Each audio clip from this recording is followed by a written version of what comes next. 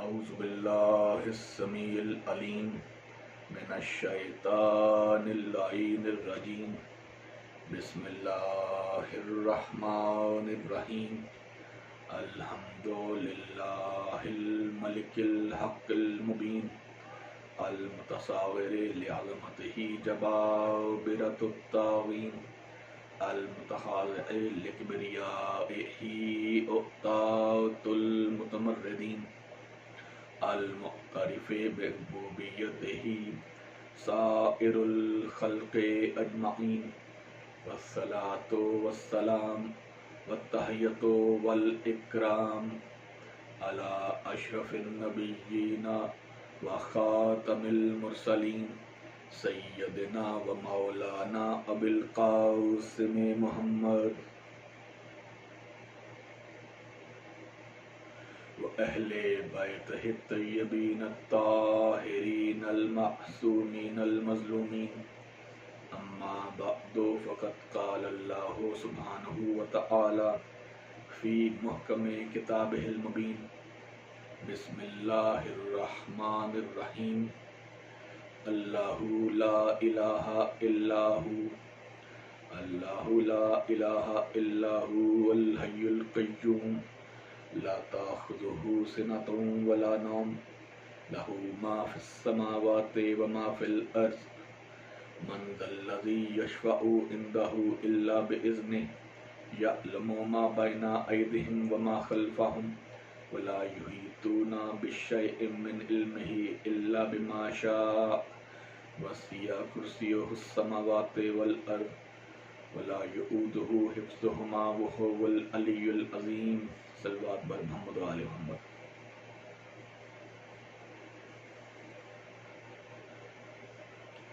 عزیزان محترم،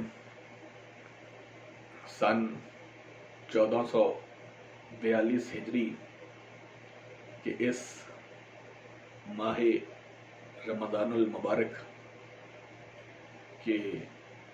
دوسرے روز ایک مرتبہ پھر میں آپ کا میزبان سید مدثر علی کرمانی اس پروگرام جس کا نام ہے اے پیارے مسلمانوں آؤ ایک ہو جاؤ کے ساتھ حاضر ہوں۔ جیسا کہ رمضان المبارک کے پہلے روز پہلی نشست میں میں نے آپ حضرات کی خدمت میں اس پروگرام کی وجہ اور اساس بیان کی، اس پروگرام کو پیش کرنے کی وجہ بیان کی، اور وہ یہ تھی کہ اس پروگرام کے ذریعے سے ہم پہلے تو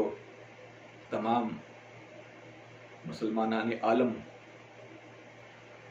کے عقائد، بنیادی عقائد اور ایمانیات اور مسلمات کو پیش کریں کہ جس سے یہ واضح طور پر دیکھا جا سکے کہ تمام مسلمانان عالم کے بنیادی عقائد ایک ہی ہیں اور ہم سب ایک ہیں۔ اور اسی کے ساتھ ساتھ اس ماہ رمضان المبارک کے واسطے سے، اس کے وسیلے سے، اس کے طفیل ہم ان لوگوں کو بھی دین اسلام کی طرف راغب کر سکیں اور دعوت دے سکیں دین اسلام کی، جو مسلمان نہیں ہیں، جو مشرک یا کافر یا ملحد ہیں، یعنی جو کسی دین اور خدا کے وجود کے قائل نہیں ہیں۔ اس حوالے سے ہماری کل کی نشست کا بیان توحید کے حوالے سے شروع ہوا تھا، اور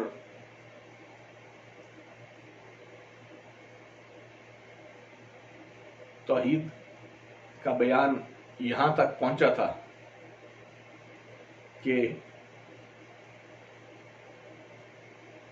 پوری کائنات میں یہ شرف صرف ذات واجب ہی کو حاصل ہے صرف پروردگار عالم کو ہی یہ شرف حاصل ہے کہ وہ معبود اور الہ کہلوا سکے۔ اس کی وجہ یہ ہے کہ وہ شرائط، وہ خصوصیات، وہ ایٹریبیوٹس اور کریکٹرسٹکس صرف اور صرف پروردگار عالم میں ہی موجود ہیں کہ جو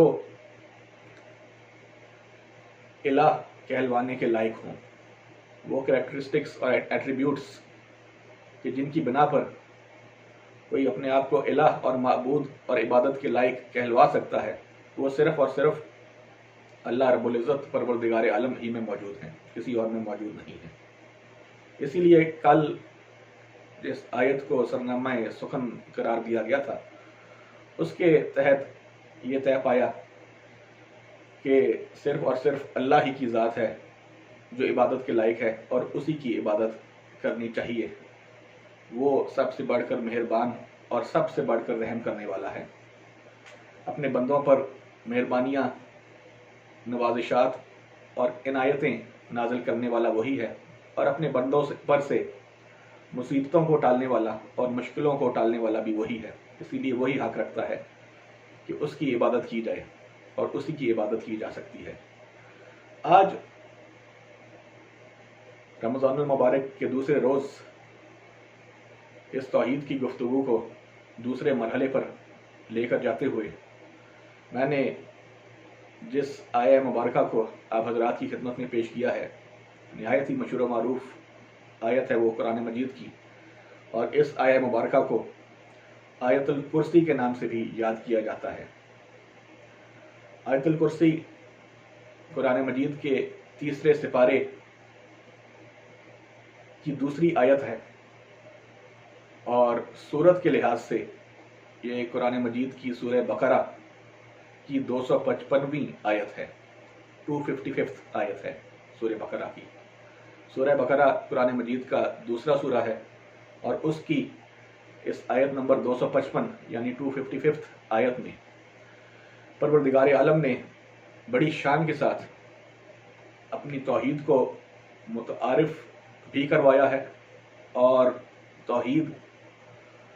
کو ثابت کرنے کے لیے چند خصوصیات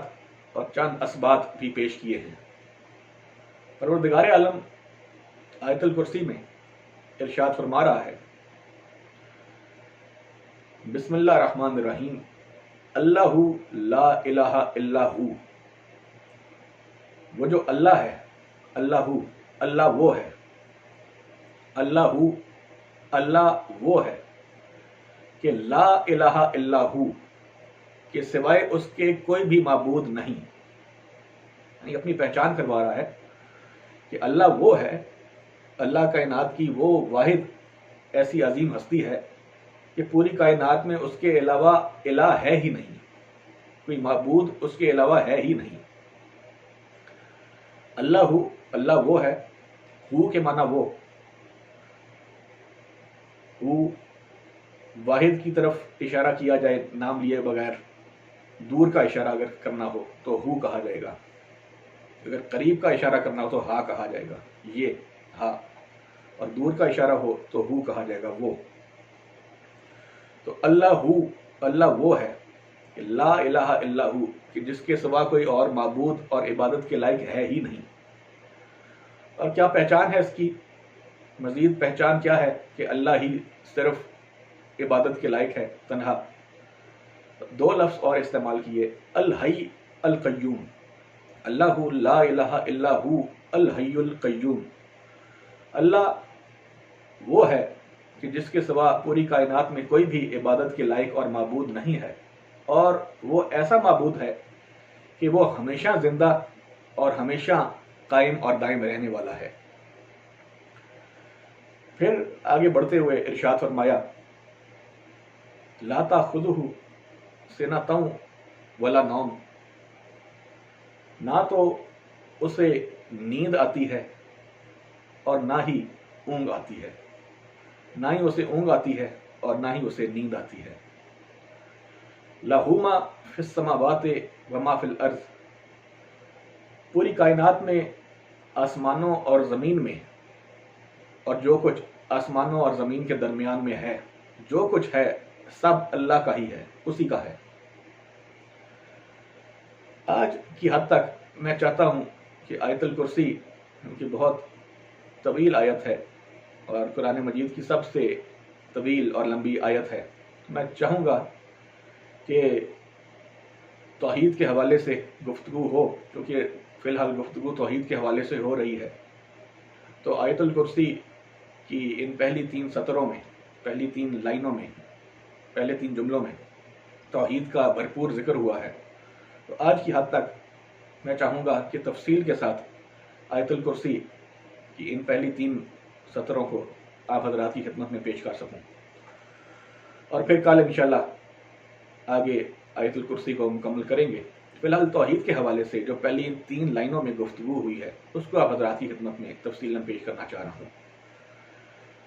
اللہ لا الہ الا ہو الحی القیوم، اللہ وہ ہے کہ جس کے سوا پوری کائنات میں کوئی بھی معبود اور الہ اور عبادت کے لائق نہیں ہے، اور وہ ہمیشہ زندہ اور قائم دائم رہنے والا ہے۔ لا تاخذہ سنۃ ولا نوم، نہ ہی اسے اونگ آتی ہے اور نہ ہی اسے نیند آتی ہے۔ لہ ما فی السماوات و ما فی الارض، اور جو کچھ آسمانوں اور زمین میں ہے اسی کا ہے۔ عزیزان محترم، توحید کے حوالے سے اگر ملاحظہ ہو، یعنی اللہ کی الوہیت کے حوالے سے، اس کے واحد معبود ہونے کے حوالے سے اگر آپ ملاحظہ فرمائے تو یہ قرآن مجید کی ان بہترین آیات میں سے ایک آیت ہے کہ جہاں پر توحید کو واضح طور پر ثابت کیا جا رہا ہے کہ صرف اور صرف اللہ ہی ہے جو معبود کہلوانے کے لائق ہے، اور اللہ نے ایسے لفظ اس میں رکھے ہیں کہ جن کے ساتھ ثابت ہوتا ہے کہ الہ اور معبود صرف اور صرف اللہ کی ذات ہے، کوئی اور ہو ہی نہیں سکتا۔ اور وہ لفظ کیا ہیں؟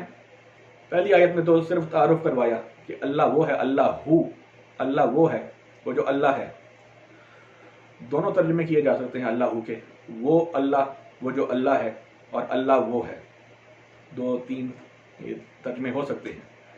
اللہ ہو، کون ہے وہ اللہ؟ لا الہ الا ہو، کہ جس کے سوا کوئی اور معبود نہیں ہے۔ اور دلیل کیا آگے دے رہا ہے؟ 2 لفظ رکھے، الحی القیوم، کہ وہ اللہ ہمیشہ زندہ رہنے والا اور ہمیشہ قائم اور دائم رہنے والا ہے۔ عزیزان محترم، یہاں رک کر ایک بات کی طرف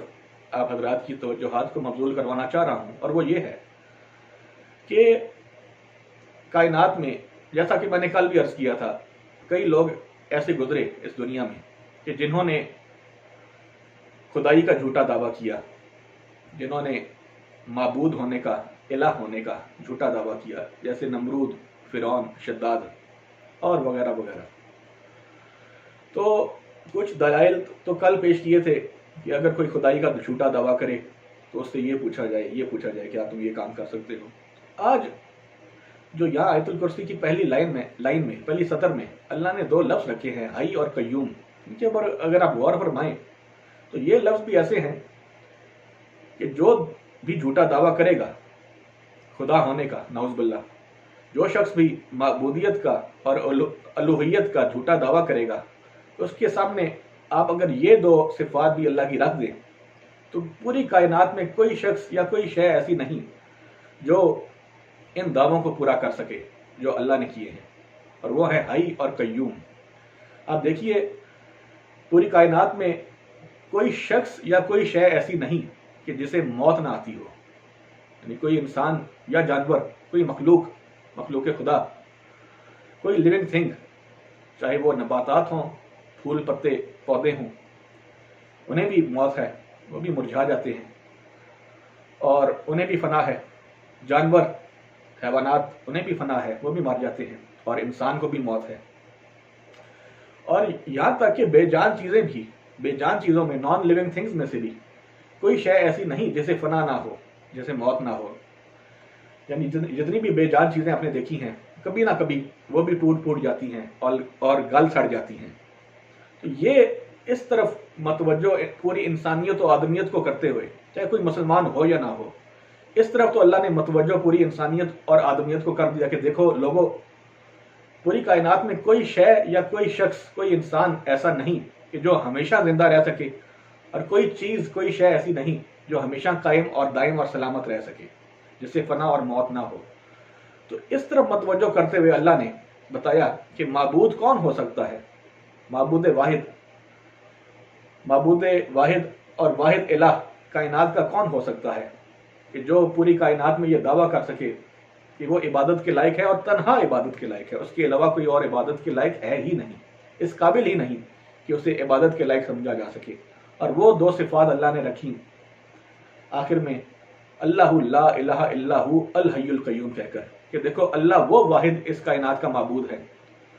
کہ جس کے سوا کوئی اور معبود ہے ہی نہیں، اور اس کی دلیل یہ ہے کہ وہ ہمیشہ اور ہمیشہ زندہ اور قائم دائم رہنے والی ہستی ہے۔ اگر یہاں تک بات واضح ہو گئی ہو تو بس میں مختصراً ایک دو باتیں اسی حوالے سے، حی اور قیوم کے حوالے سے کرنا چاہوں گا، اور پھر دوسری اور تیسری سطر کی طرف جا کر بات کو اختتام پذیر کرنا چاہوں گا، اور پھر باقی کی آیت الکرسی کا بیان انشاءاللہ کل ہوگا۔ تو آپ غور فرمائیں، حی اور قیوم کے اگر معنی اور مفہوم میں جانے کی کوشش کریں تو جیسا کہ میں نے کل بھی عرض کیا تھا، کل توحید کے حوالے سے اور الوہیت کے حوالے سے، عبادت کے لائق ہونے کے حوالے سے دو لفظ جو میں نے پیش کیے وہ تھے رحمان اور رحیم۔ اسی طرح آج جو دو لفظ توحید کو ثابت کرنے کے حوالے سے اور اللہ کے واحد معبود ہونے کے حوالے سے پیش کیے گئے ہیں وہ ہیں حی اور قیوم۔ جیسے کہ کل بھی میں نے عرض کیا تھا کہ کوئی لفظ اللہ بے مصرف اور بغیر ضرورت کے استعمال نہیں کرتا۔ قرآن مجید میں جس جگہ پر جو لفظ آیا ہے اس جگہ پر اسی لفظ کا حق بنتا تھا کہ وہ آتا، یعنی اس کے علاوہ کوئی اور لفظ آ ہی نہیں سکتا تھا۔ اللہ نے ہر لفظ کو اس کے حق کے مطابق استعمال کیا ہے، تو یہاں پر بھی حق بنتا تھا کہ اللہ اپنے آپ کو حی اور قیوم کہتا۔ تو اگر اس بات کو آپ سمجھ لیں کہ یہاں پر حی اور قیوم کو استعمال کرنے کی وجہ کیا تھی، ایک یعنی کچھ وجہ تو بیان میں کر چکا ہوں کہ کیا وجہ تھی، اور اس کے ساتھ ساتھ اس حی اور قیوم کے استعمال کا الوہیت یعنی اللہ کی عبادت کے ساتھ کیا گہرا تعلق اور رشتہ ہے۔ اگر یہ میں واضح کر سکا تو میں سمجھوں گا آج کی محنت سوارت اور مکمل ہے۔ عزیزان محترم، دیکھیے، کوئی بھی شخص، یعنی میں اب یہ بیان کرنا چاہ رہا ہوں اور واضح کرنا چاہ رہا ہوں اور ثابت کرنا چاہ رہا ہوں کہ حی اور قیوم کا استعمال اللہ نے یہاں پر اپنی توحید کے اس بات کے لیے جو کیا ہے اس کی اساس اور وجہ کیا ہے، یعنی اس حی اور قیوم کا اللہ کی عبادت کے ساتھ کیا تعلق اور رشتہ ہے۔ عزیزان محترم، کائنات میں، پوری دنیا میں کوئی بھی شخص اگر کسی کے سامنے جھکتا ہے، یعنی کسی کی عبادت کرتا ہے، کسی کے سامنے سر کو جھکاتا ہے، سجدہ کرتا ہے، اگرچہ اس کا حق صرف اللہ ہی کو ہے کہ اس کے سامنے جھکا جائے، اگر کوئی اللہ کے علاوہ کسی کے سامنے جھکتا ہے تو اس کی صرف اور صرف دو وجوہات ہوتی ہیں جنرلی، یعنی وسیع پیمانے میں صرف دو وجوہات ہیں کہ انسان کسی کے سامنے جھکتا ہے۔ اگر وہ وجوہات آپ جان لیں گے تو یہاں پر حی اور قیوم کے معنی اور مفہوم سمجھ آ جائیں گے کہ اللہ نے کیوں استعمال کیے تھے اور اس کا وہ کیا گہرا تعلق ہے توحید کے ساتھ، الوہیت کے ساتھ اور عبادت کے ساتھ، جس وجہ سے اللہ نے یہ دو لفظ یہاں پر استعمال کیے۔ عزیزان محترم، اگر آپ دیکھیں دنیا میں جتنے لوگ پیدا ہوئے جنہوں نے خدائی کا دعویٰ کیا جھوٹا، یا آج کے دور میں اگر انسان کسی کے سامنے سر کو جھکاتا ہے، کسی کی جھوٹی پوجا اور پرستش کرتا ہے، اس کی دو وجوہات بنیادی جنرل جو ہوتی ہیں وہ کیا ہوتی ہیں؟ یا تو انسان کسی کے سامنے جھکتا ہے انعام و اکرام کی لالچ میں کہ یہ بڑا آدمی ہے، یہ بہت بڑا آدمی ہے، یہ مجھے بہت سے فائدے پہنچا سکتا ہے، لہذا اس کے سامنے جھکو، فلیٹرنگ کرو، اس کے سامنے سر کو جھکاؤ، پیشانی کو ٹیک دو، اس کی خوشامد کرو، جھوٹی یا سچی یا جو بھی کہا جائے، خوش ہوگا تو مجھ پر کرم کرے گا، انعام و اکرام کی بارش کرے گا، مجھ پر نوازشات کی بارش کرے گا،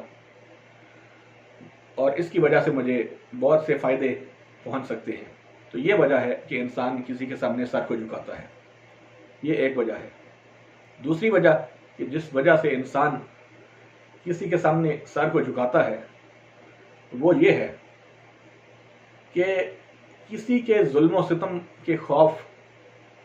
کی وجہ سے، اس کے ظلم و ستم سے بچنے کے لیے، یعنی ان دو وجوہات کے علاوہ کوئی تیسری وجہ نہیں ہوتی جنرلی۔ اگر ان دو وجوہات کے علاوہ اگر کوئی شخص کسی کے سامنے سر کو جھکاتا ہے تو وہ بیوقوف ہے، کیونکہ جنرلی یہی دو وجوہات ہیں کہ جس وجہ سے انسان کسی کے سامنے جھکتا ہے، ایک انعام و اکرام کی لالچ کے لیے، اور دوسرا ظلم و ستم کے خوف سے کہ آپ پر کوئی آفت اور مصیبت اور پریشانی آن پڑی ہے، مصیبت اور بلا آن پڑی ہے، تو آپ کسی کے سامنے سر کو جھکاتے ہیں، کوئی کسی طاقتور شخص کے سامنے، اور اسے کہتے ہیں کہ مجھے فلاں پریشانی اور آفت آن پڑی ہے، تم بہت طاقتور ہو، ہمارے پاس بہت طاقت ہے، ہمارے پاس بہت وسائل ہیں، ان وسائل اور سہولیات اور طاقتوں کو استعمال کر کے تم مجھ پر سے ان آفتوں اور بلاؤں کو اور مصیبتوں کو دور کر سکتے ہو، تو مجھ پر رحم کرو اور اس مصیبت کو جو میرے اوپر آن پڑی ہے، اس آفت کو اور بلا کو مجھ سے دور کر دو، ٹال دو۔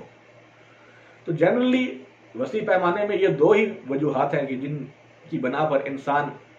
کسی کے سامنے سر کو جھکاتا ہے، انعام و اکرام کی لالچ میں اور ظلم و ستم کے خوف سے کہ آپ پر کوئی ستم ہونے والا ہے، کوئی ظلم ہونے والا ہے، کوئی پریشانی یا آفت آن پڑی ہے، اس سے بچنے کے لیے آپ کسی کے سامنے سر کو جھکاتے ہیں اور کسی کی مدد مانگتے ہیں۔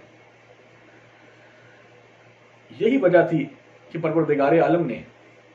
وہ آیت جو میں نے کل پیش کی تھی، وَإِلَٰهُكُمْ إِلَٰهٌ وَاحِدٌ لَا إِلَٰهَ إِلَّا هُوَ الرَّحْمَٰنُ الرَّحِيمُ، اللہ نے وہاں پر اپنی توحید کو ثابت کرتے ہوئے دو لفظ جو آخر میں رکھے تھے، رحمان اور رحیم۔ رحمان اسے کہتے ہیں جو سب سے بڑھ کر مہربان ہو، سب سے بڑھ کر نوازشات اور کرم اور عنایتیں نازل کرنے والا ہو، اور رحیم اسے کہتے ہیں جو رحم کرنے والا ہو، یعنی آپ پر کوئی مصیبت اور پریشانی آن پڑے تو اسے سب سے بڑھ کر اگر کوئی ٹالنے والا ہو اسے رحیم کہتے ہیں، اور وہ اللہ ہے۔ آپ نے اکثر یہ لفظ رحم یا رحمت اپنے ملک کے قوانین کے اندر بھی سنا ہوگا، رحم کی اپیل۔ رحم کی اپیل وہاں کی جاتی ہے جہاں آپ کو سزا ملنے جا رہی ہو، اور سزا تب ملنے جا رہی ہوتی ہے جب آپ کوئی گناہ کرتے ہیں، کوئی غلط کام کرتے ہیں۔ اکثر کسی ایسے مجرم کو جسے سزائے موت ہو چکی ہے اور تینوں کورٹس، آپ کے ملک کے تینوں کورٹ سے، سیشن، ہائی اور سپریم کورٹ سے اگر اسے سزائے موت ہو چکی ہو تو آخری اپیل صدر مملکت سے وہ کرتا ہے، پریزیڈنٹ آف اسٹیٹ سے، اور اس اپیل کو رحم کی اپیل کہا جاتا ہے۔ یعنی رحم کی اپیل کی جاتی ہے۔ کیا مطلب ہوتا ہے کہ مجھ پر یہ جو مصیبت آن پڑی ہے، یہ جو سزا مجھے مل چکی ہے، سزائے موت، اسے ٹال دیا جائے۔ یعنی سزا کو ٹالنے کے لیے جو اپیل کی جاتی ہے اسے رحم کی اپیل کہا جاتا ہے۔ تو اللہ رحیم ہے، رحیم اسے کہتے ہیں جو کائنات میں سب سے بڑھ کر رحم کرنے والا ہو۔ تو رحم کے لفظ کا اطلاق وہاں ہوتا ہے جہاں پہ آپ پر کوئی مصیبت اور آفت نازل ہونے جا رہی ہو اور اس کو ٹالنا ہو تو آپ رحم کی اپیل کرتے ہیں۔ تو اللہ بتانا یہ چاہ رہا ہے کہ اگر تم مصیبت اور آفت کے بچنے کے لیے کسی کے سامنے سر کو جھکا رہے ہو تو اللہ سے بڑھ کر رحیم کوئی نہیں ہے، جو تمہارے اوپر سے آفتوں کو اور بلاؤں کو اور مصیبتوں کو ٹال سکے، اس سے بڑھ کر کوئی نہیں جو یہ صرف اپنے اندر رکھتا ہو۔ اور اگر تم کسی کے سامنے اس لیے جھک رہے ہو اس کی طاقت کو دیکھتے ہوئے کہ وہ تمہارے اوپر انعام و اکرام کی بارش کر سکتا ہے، نوازشات کر سکتا ہے، عنایتیں کر سکتا ہے، تو دیکھو اللہ سے بڑھ کر مہربانیاں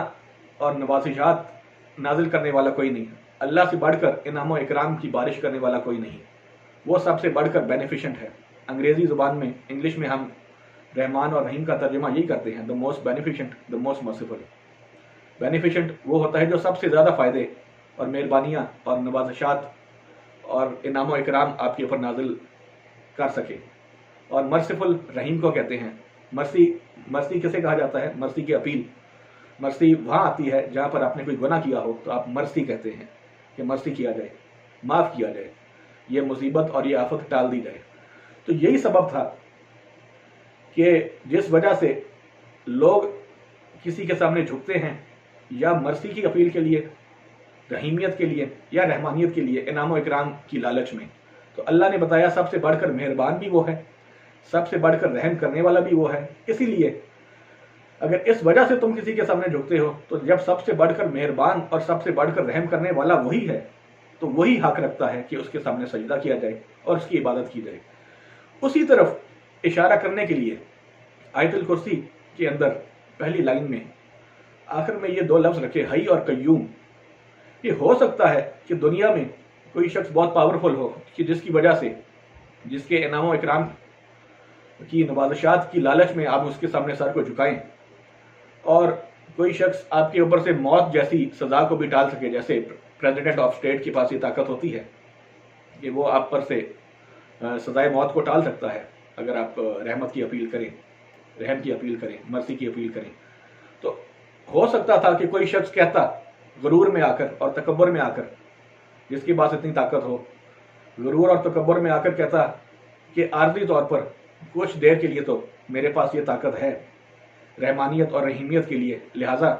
میری عبادت کی جائے۔ لیکن اللہ نے اس غرور کو اور تکبر کو توڑنے کے لیے کہا